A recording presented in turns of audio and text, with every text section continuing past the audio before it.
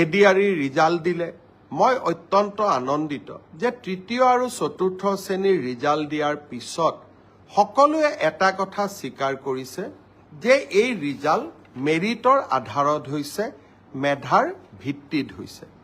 আৰু সঁচাকৈ চৰকাৰী চাকৰি আমি মেধাৰ ভিত্তিত দিয়াৰ বাবে প্ৰতিশ্ৰুতিবদ্ধ। এতিয়া কোনোবাই মোক কৈছে মামা কাট অফ নম্বৰ বহুত হ'ল।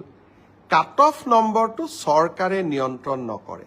যদি ৩,০০০ পোষ্ট থাকে আমি ২জন কৰি বা ৩জন কৰি উত্তীৰ্ণ প্ৰাৰ্থীক মাতো।